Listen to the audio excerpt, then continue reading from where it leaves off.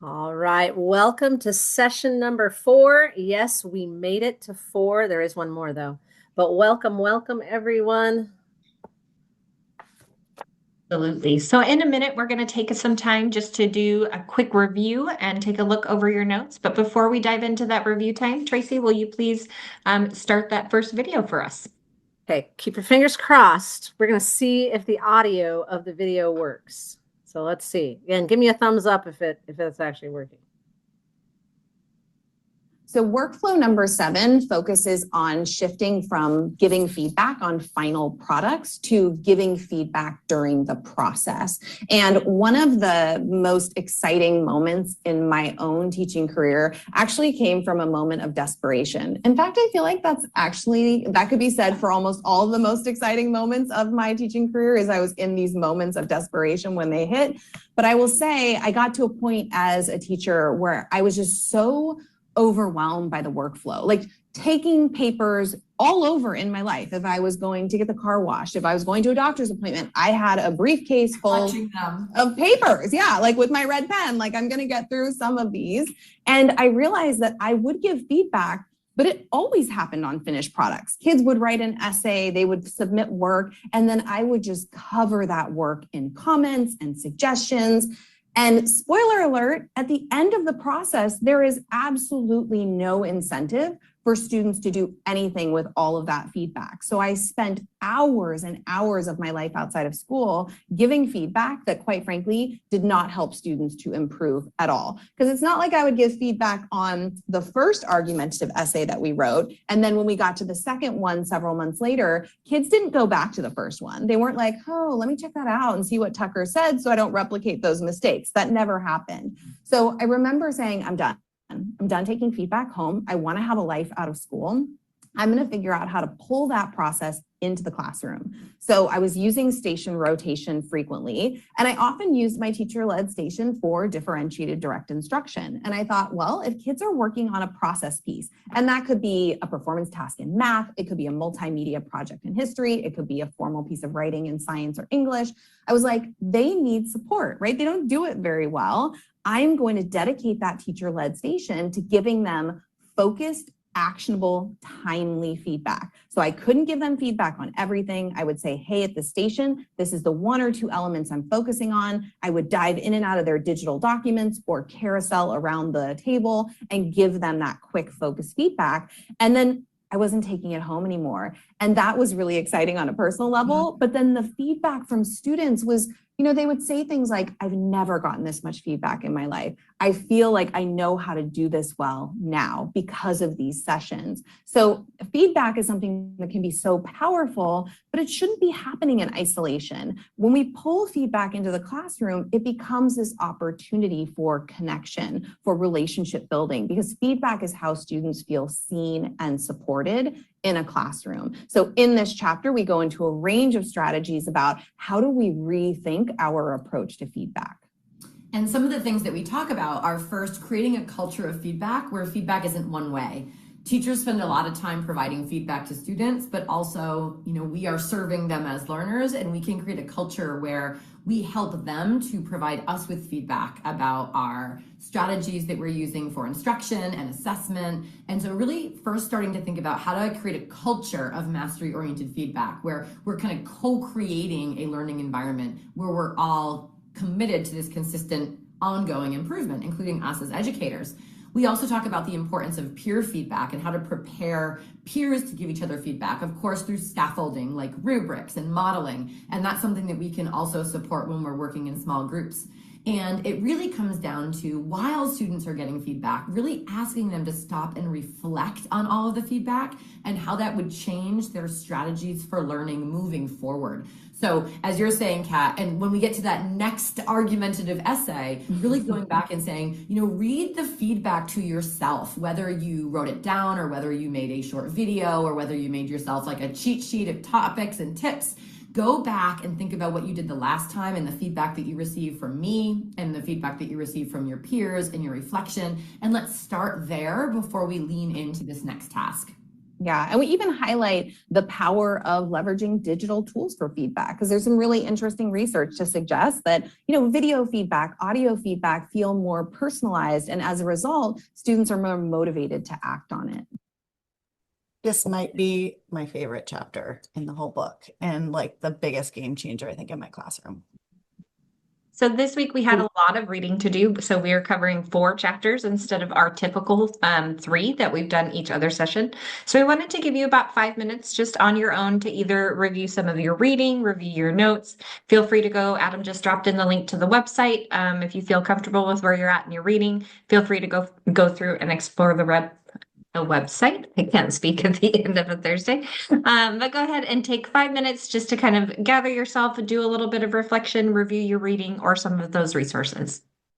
All right. I hope you had a chance to look over everything. We're now to our choice overview with shifts 7 through 10. And like we've done before, we're going to have a guided one where we share some things with you. And then, like we said before, there's going to be 7-minute breakouts after each of our sections. So you get a chance to really chat and collaborate.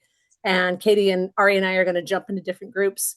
Or you do have that choice to review on your own, make some notes and do some of those things. So it's completely up to you.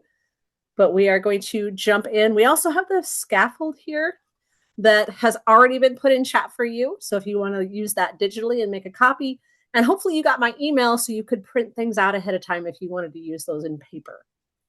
All right, brilliant.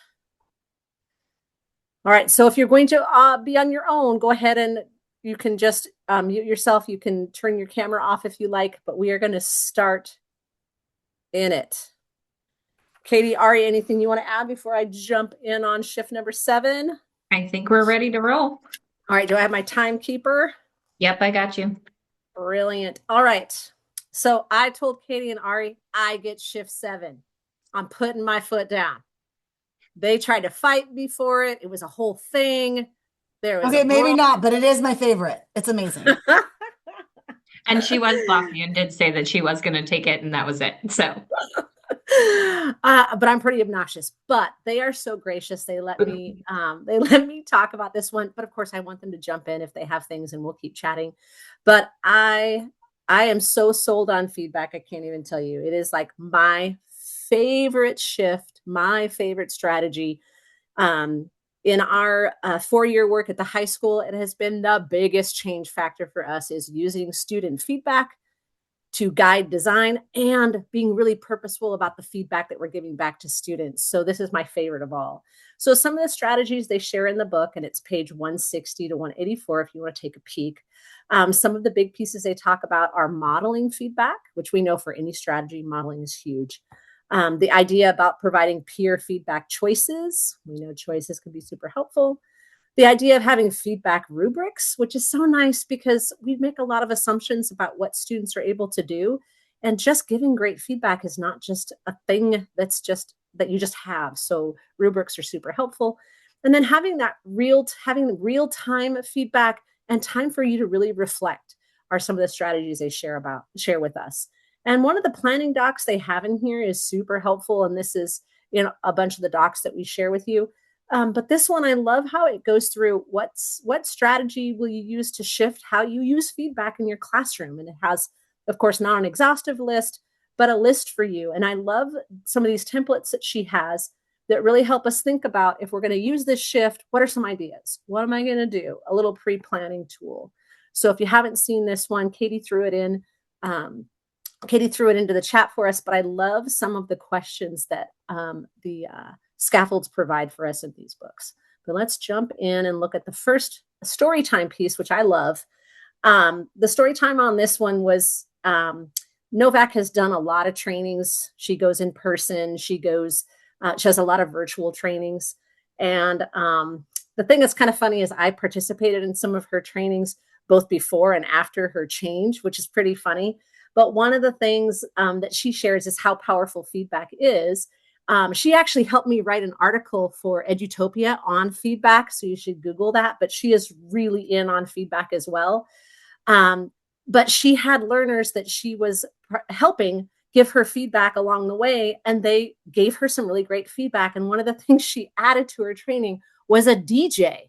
So I think we should have Adam become our DJ. So we're going to add this new layer in later sessions where he's going to spin some records. Do they spin records? Anyway, I love the idea that she came up with, making her virtual sessions more engaging, where people could help her with the playlist. They sent song recommendations to Swift.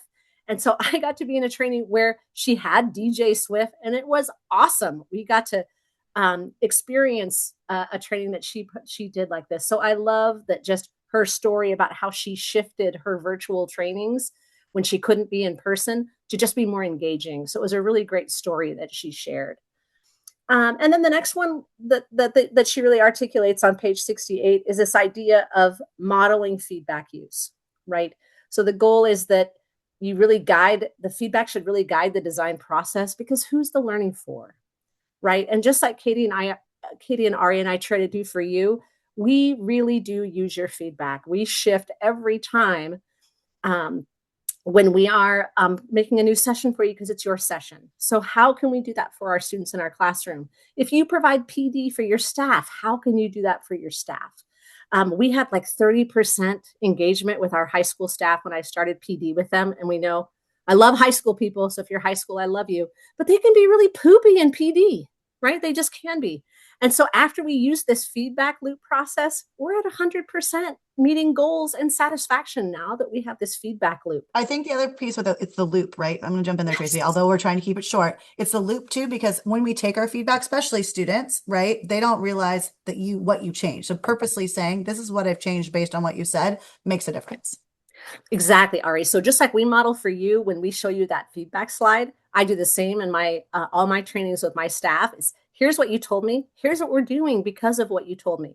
And I'll even tell the high school crew, I'm like, if you think this PD is crappy, it's your responsibility to help me make it better. You're part of the design process. So that's really powerful. You're right, Ari. It's the loop of coming back that I am literally doing something based on your feedback. It's so powerful. And then creating the routines of making sure it happens, because we know there's those routines we have. And I remember in the classroom, my favorite routine, I would run out of time. It would get shuffled to the back, right? So making sure you really have those pieces where maybe you're using digital tools like we do with Google Forms to make it super easy. You can collect it. It's not all these Post-it notes, right? So making a way for that strategy to be meaningful and purposeful for you. And again, I'll just echo, and Ari, I totally make it transparent.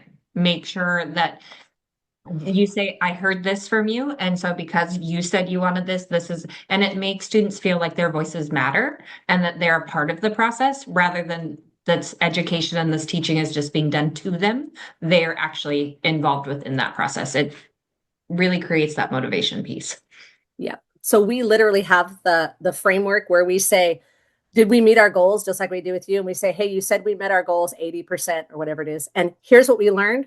Here's what we're going to keep. And here's what we're going to change. And we use that same framework every single time we have our PD. So you're right, making it very clear. This is for you, made for you, designed with you as a partner. Super. You can tell we could do a whole session just on this just on one feedback. shift, but we're going to keep moving. Yes. Yeah, because we've got 3 minutes. Perfect. Another one is making sure that you're having your students give feedback to each other, right? And we know how choice can be engaging, right? You're helping provide agency for students. You're supporting them with different feedback choices. And then make sure, we've talked about this before, train them on how to use the choices so that they're making their choice in an informed way, right? So let's really quickly on this link, there's just a little sample of a choice board where you can give students I use this with my kids, and I was surprised. I was surprised in the ones they chose. What kind of feedback do they want back? What kind of feedback, if you're going to do peer feedback, what kind of feedback do they want to give to their peers? But students, if you ask them, they will tell you, right? They will tell you. So really ask how they want feedback that fits for them. And then feedback with rubrics, right? Create clarity around providing feedback. Make sure we understand if we're providing peer feedback, what does it mean to give good feedback? And for you, if you're getting feedback from your students, really think about the questions you're asking. And so when I work with our high school crew, don't ask things like, did you like this lesson? No, think about the questions you're asking for the information that you want back, right? Because my math teachers told me, they're just going to tell me how crappy of a teacher I am. I said, well, don't ask that question. Right. But it's you really think about what kind of feedback, model what giving good feedback is, but that is super powerful. And if you look at it at this link, you'll see that there's models of rubrics that you can use to support your students for that.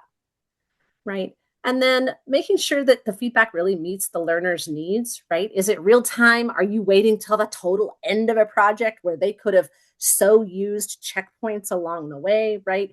Ari does so many projects. She shared with me so many times how she has these very succinct breakpoints of here's when I will check in with you. You cannot go on unless I've checked in with you. So those kind of pieces are super powerful. It's feedback for progress and process, right? Really helping them. And there's some great templates in here about how you could actually do that. And they have some scaffolds to help the students with what did I do well and what do I want to work on, making that really purposeful and being intentional that it's not just a checkbox. This really is all about the learning and having students really reflect on what works for them and what they're going to do next. It's all about growth, right? All right, Katie, I can't remember. Were we going to wait for a whole group thing and just jump right into the next shift, right? We're jumping right in and then we'll have some time at the end, but I'm super excited about some of the stuff I heard in my group. Me too. I wanted to share it, but I'll hold on to it. I know, hold on. I actually am jotting a couple things down just so I can make sure that I remember. Perfect. All right, absolutely. Let me grab a timer for myself or I will run Oh, I'm over. timing you. So I got you. You got it? Okay. Set a timer for 8 minutes. Is that Thank- right? Or is it 7 minutes? 8 minutes. Thank you so much. Because I've got 2 chapters, but we'll go through it pretty quick.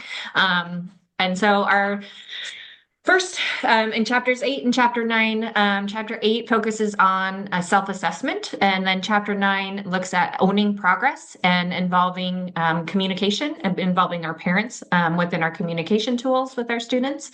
So we're going to start off, we're going to talk about exemplars of success, reflection and self-assessment, student created toolkits, which I found was interesting. I hadn't tried that one, but I'd be curious to see if anybody has given that one a try, as well as student designed newsletters are the 4 strategies that we pulled out of those 2 chapters that we're going to focus on today.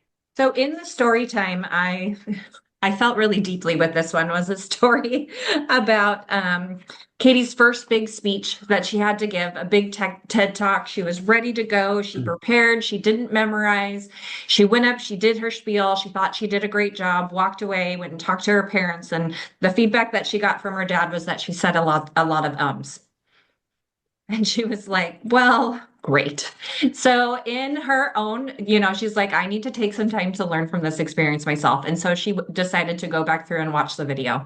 And I don't know how many of you have videotaped yourselves teaching and have had to rewatch it again. I haven't done it in many years because it is painful and I don't like rewatching it again, but it's a powerful learning tool, and if you think about that, so it really kind of resonated with me. I know for myself, I have a really hard time revising my writing, because I wrote it and it sounds good to me. And in my brain, it sounds great. But then when you have like a speech to text, we have Google Read and Write in our district. If you put it in that speech to text and then have to listen to what you wrote, it's way easier for me to catch my mistakes and go through and revise and look at my own work when I'm taking a little bit of a step back and having to listen to what I wrote. So very similar to videotaping yourself, I also encourage my students, actually I forced my students when I taught 8th grade, I said, you have to listen to your essay before you turn it into me. And if there's a place where it does not make sense, do not turn it into me, go back and fix it. and once they started listening to their own writing, they're like, oh, shoot, I need to go back, which is great because it's a learning experience. It's part of that self-assessment. It's part of that feedback. Tracy, I see you've had a similar experience. Yes, so we have Google Rewrite as well, and we're adding that to our rubrics for our middle school and high school where they have to listen to themselves. I don't have everybody bought in, but we're getting close, and that is so powerful to listen. Thanks for bringing that up. And then normalizes some of those tools. That's what I wanted to say. The other most important thing is you'll find kids that need to have it. All of a sudden it's required. So it's really helpful. So let's talk about making tools truly universal. Absolutely. And so as this chapter goes through on page 189, which really stood out to me as we start diving in on this chapter about self-assessment, and I will say even for myself, and especially for students, self-assessment is hard. And on page 199, Katie says, however, a consistent routine of self-assessment over time can help learners to develop both their metacognitive muscles and a more comprehensive understanding of themselves as learners. And that's our end goal. That's what we want. We want students to be able to look at some of the work and review and reflect upon their process to know what are their strengths, what are they doing well as what are some of the things that they need to improve on without having to rely on that outside feedback source at all times. So the first strategy she talks about is using exemplars, and I cannot get behind this enough. This was one of the biggest changes in my English language arts classroom, was having exemplars to have students look at what is quality work. What does that mean? And then she also talks about also giving them that vocabulary. They might not know what a thesis means. They might not know what a claim means, but being able to really bulk up some of that vocabulary development as they are looking through those exemplars so they can then fully explain what a good piece of work looks like and why it looks that way. So this one I really liked. They had 3 different exemplars go through what are the essential elements, what are the strengths about that piece, and then coming together to say, what do all 3 of these things have in common? And you can see by going through this practice, it isn't just a sit and get for the students, but they actually have to look at different things, critically analyze each piece, and then put their thoughts together. So really looking at what are some positive exemplars that they can then strive for as they are going through to complete their own. I would add to this, although it isn't in the book, so this is just a Katie sidebar. I also found that it was also really helpful for my students to see good non-examples. And I would save student work from like years and years prior. And I remember I had a whole stack of them in my drawer. So nobody knew the name, nobody was familiar with the handwriting. And we'd look at it and the kids would tear it apart. But yet they'd still be turning in the same type of work to me and expect to get a good grade. And so then and it was nice because then we could bring up some of those non-examples and say, hey, you said this about this piece of writing.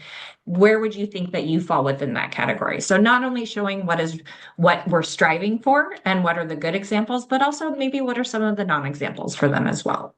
And Katie, can I put a quick plug Oh. in? Oh, sorry, Tracy. I was just going to say, I love using AI for that, where you can have AI write a paper that is a great non-example of, and it'll give you that, right? And then ask students in groups, how would you fix this? What's wrong with it, right? So you can use AI to help you with non-examples too.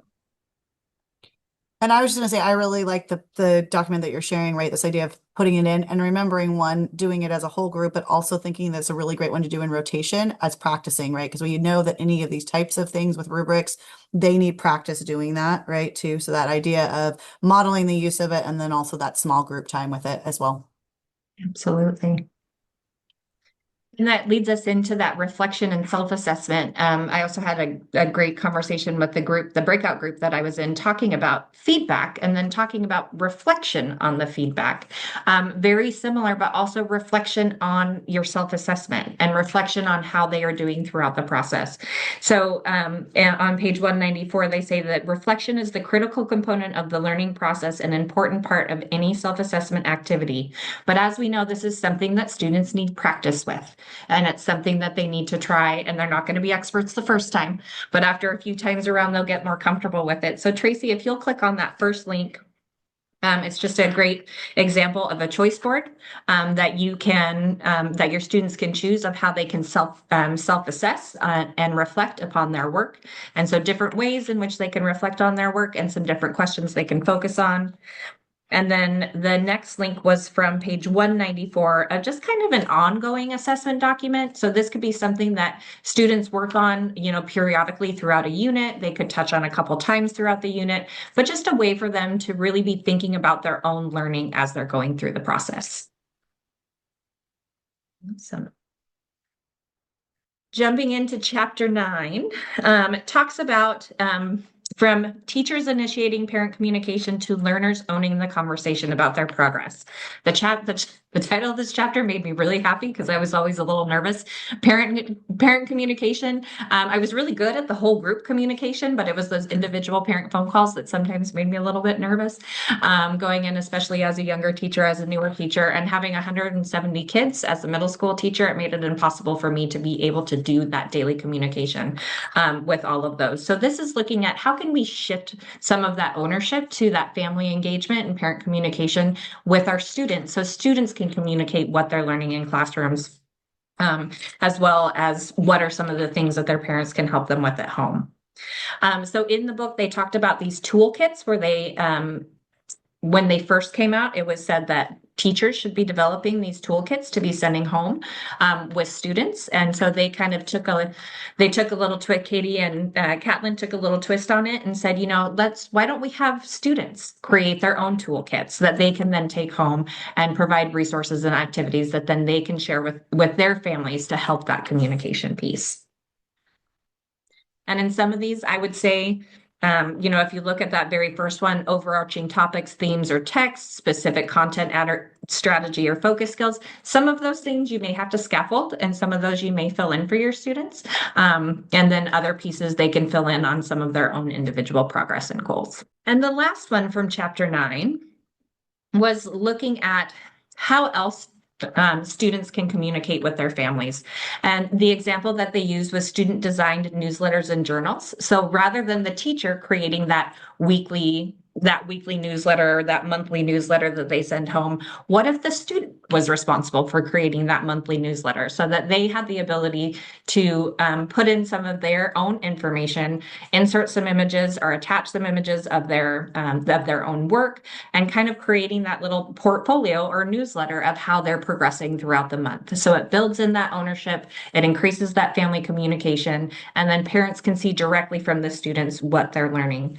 That example was specifically shown in a Google Drawing that students could fill out. You could do that in a slideshow. Students could do a short video. There's lots of different ways that you could provide choice within that student design newsletter, but just really opening up those lines of communication between home and the school, and having students take some of that ownership and talk to their parents about what are they learning, what's new and exciting, what are they proud of, and what types of things are they working on, can really enhance some of that engagement with our families at home.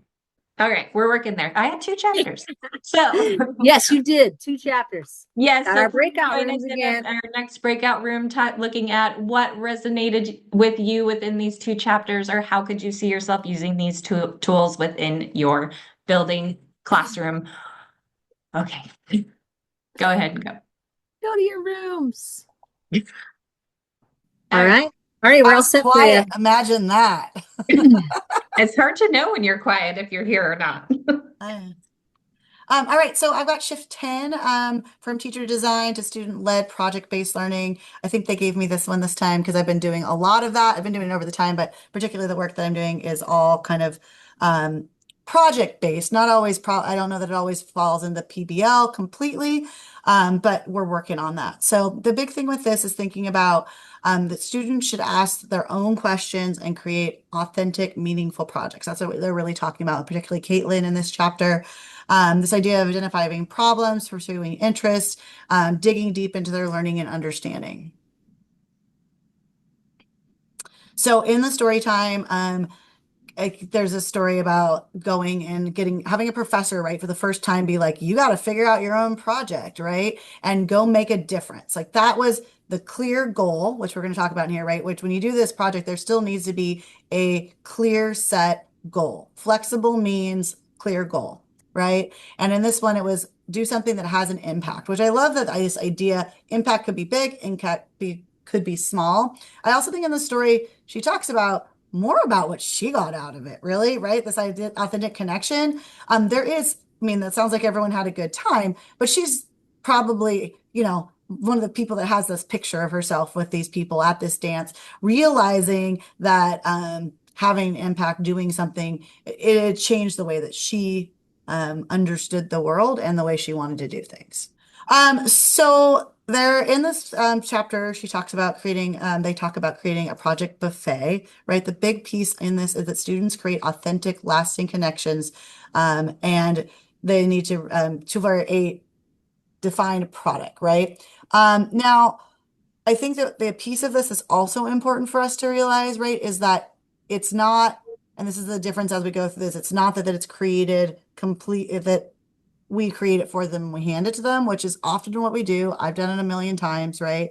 The idea really of getting them to brainstorm in the project part in the beginning, but still having that firm goal, which is right in there with our UDL, right? Flexible means firm goal. What is the learning outcome that they need to have? But there's different ways to get there. I'm going to show just the beginning of one of, I know Tracy and I know Katie likes him too, but John Spencer, if you haven't seen his stuff before, it's fabulous. He has a ton of ideas.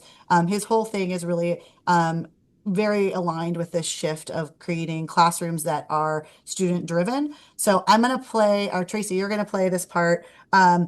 Visit just him talking a little bit about it, but the website that went in on the that's there will take you to all of his problem-based stuff, which is pretty good. Project-based learning in less than 5 minutes. So this is me in the 8th grade.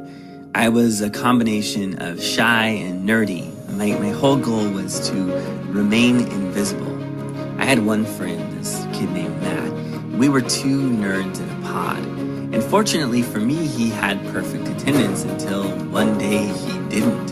He was sick, and it wasn't a big deal, but I stood in the cafeteria looking out at the sea of students, hoping someone would invite me over. But it didn't happen. I hid in the boys' restroom for the next 24 minutes. But it worked. I was invisible. But not to Mrs. Smoot or Mr. Darrow. They knew me. They knew I cared about social justice and baseball and history, and so they invited me to do a History Day project. And although it was fun, it was also terrifying. I had to plan my entire project and track my own progress. I had to figure out what questions to ask and where to find the answer. I had to narrow down the topic to something I cared about. In this case, Jackie Robinson and the integration of baseball. I wrote letters to newspapers and made phone calls to former players. I remember picking up the phone, my hands All right, trembling. Tracy, you're gonna have to go a little, scoot ahead a little bit because we can't. This is his whole story. Okay, here we go. Embraced project-based learning as a teacher. Now, I want to point something out.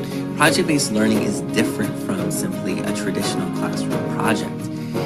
Project-based learning involves learning through projects rather than doing culminating projects. It involves student choice in design instead of just following a set of instructions.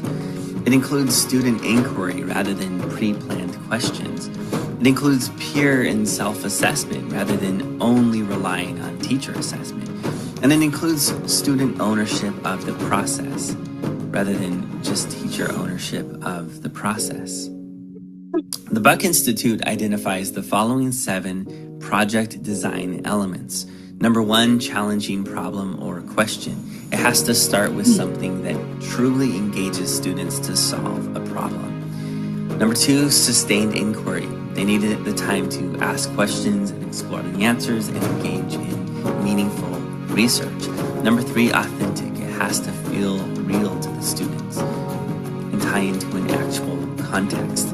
Number 4, student voice and choice. They need to be the ones designing the entire project the entire time. Number 5, reflection. There needs to be frequent reflection along with a final reflection at the end. Number 6, critique and revision. Students need to engage in peer critique and constant iterative revision. And number 7, public product. They need to launch their work to an authentic audience. Now note that project-based learning can work in tandem with. Okay, it goes on. It's fabulous. And he's got, if you look at the website, he actually has like an activities and prompts for all 7 of those things, which if you're looking to do this, and it's, I will say it's tough, right? Like I am in the project pace, not always in a traditional full project-based learning, right? Where it's always authentic, but it is something that we strive for, right? That we give those opportunities to students. So balancing projects that are culminating and projects that are themselves the curriculum, right? And so this is where we look at what that is and helping them be a part of the process. So that's that buffet of options. Thank you, Tracy. We'll go to the next one. All right, so there's 2 links in here that are really helpful that fill in the blank is given. We're not going to play John Spencer's up here on the top. This one is great though. It's the Wonder Day. So it's specifically just a day. So instead of doing a culminating giant problem-based project that maybe takes, weeks, months, is doing a Wonder Day and just specifically doing that. And the prompt is, I wonder. And he's got a bunch of different ideas to help students get started on that. And the video is actually made for students to use that as a writing or a prompt. It doesn't have to be writing for a Wonder Day. So a short version of looking at a product they're interested in, that they want to learn about. And I think Carla kind of talked about that too when she does some things where they get to research days that are really interesting, kind of that same idea. In the book, the two that they talk about are this fill in the blank. And if you want to click on that so we can read it, it'd be great, Tracy. That they really love this prompt, right? When you change it to students, a student will explore. They're picking what they're going to explore. To do this, they will take on the role of blank. So you have to explain what a role means right ahead of time. You've experienced that with them. Make personal connections by what are they going to do, and work to pick their product to serve in the service of impact. And in doing so, I will learn, right? So this is the part that the either the authentic impact or that project learning piece, somewhere in there, you're going to help them with that goal that is probably if they're learning about a certain writing technique, or they're trying to do a certain type of project that fits in with your multimedia or whatever it might be, or building something in the shop, right? That they're going to be able to master the skill of their welding. But what are they going to do to show that? And so this is a great prompt. They talk about it being a non-example when we fill in all the blanks for them versus the kids actually helping do that piece. And I think it was really helpful. And to help the students think about it is the other link, the planning guide, both as a teacher, but also for the students to think about. What is the problem or question that I'm going to solve, right? Because some of those things are the role. What role will I assume? We also need to explain, what does it mean to be a role? Like, I'm the author, I'm the, what is it? So this is a nice piece to help them with the thinking before the fill in the blank. This is another, sorry, I just thought I'd share some of the John Spencer ones, right? This one here is kind of what we need to do to help when we create problem-based learning too. We can't just say, go solve it. There are some real important things that we need to do because it is a very cognitive heavy load, and kids are not being used to being asked that in a classroom to do all those things. So making sure they're taking breaks, looking at really helping provide scaffolding, right? This is a place where the executive functioning students will really need help with the executive functioning of organization, tracking things, reflecting, making changes as they go. And I added a video that you can watch later if you choose to. But actually, this is interesting, right? Because we talk about making, and I do it a lot, right? In my class, I want to have you guys not consume, I want you to create. But this is the argument that you actually, good creators are also consumers. So balancing that, what is that connection between what you consume and then the type of thing you create? So what do you do? If you spend a lot of time, consuming whatever the product is you're going to make, then you probably will be able to make a product about Cheetos, right? Or hot spicy Takis, right? And so as a consumer, you can then also be a creator. So it's that balance in it.